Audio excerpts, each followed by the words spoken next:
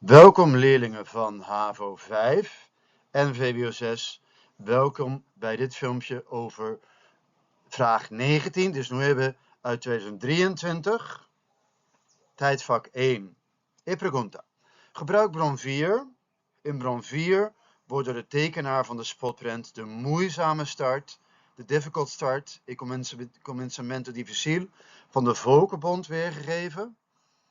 Dus ze laten daar de moeizame start van de Volkenbond zien. En wat is bron 4? Dit is bron 4. En het is een zogenaamde spotprint. Een print die je heel goed moet bekijken. Dus dat is heel belangrijk. Een spotprint. En je ziet, op de boom staat League Covenants. Voor de boom staat een man zo met zijn handen ervoor. En er staat op zijn vestje staat WW, WW. En er is een man met de bijl. En op de bijl staat geschreven Senate. En dit gaat allemaal over iets wat je zou moeten herkennen inmiddels. Wie wordt voorgesteld door de figuur links op de prent? Wie stelt de man met de bijl voor? Met erop Senate. Hoe komt deze moeizame start, this difficult beginning, this difficult start, cominciamento difficile, tot uitdrukking, per expression, in de spotprint in bron 4, die we zojuist hebben gezien. Ja? Dus we zien League Covenants, we zien WW en we zien Senate zien we dus staan. Ja? WW, League Covenants en we zien de man met de bijl zien we daar ook. Ja? Wat is het antwoord?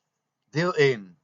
De moeizame start komt tot uiting, expression, in de man met de bijl. Die de boom wil omhakken, wants to chop the tree down. Paiseki wil de tekenaar weergeven, Lagemira, Mustra, dat de Amerikaanse Senaat contra de overeenkomsten van de Volkenbond was. Waarvoor WW, Woodrow Wilson, zich had ingezet. Ja, dus de bijl is eigenlijk de Amerikaanse Senaat en die wil de overeenkomsten van de Volkenbond tegenhouden. Dan deel 2. De boom staat symbool voor de overeenkomsten van de Volkenbond. Ja, dus de boom is de overeenkomsten van de Volkenbond, de League Covenants. En de man is Woodrow Wilson. De Senaat had namelijk na de Eerste Wereldoorlog gekozen voor een politiek van isolationisme. Wat betekent dat? Het wilde zich minder met de rest van de wereld bemoeien. Ayo, itekira.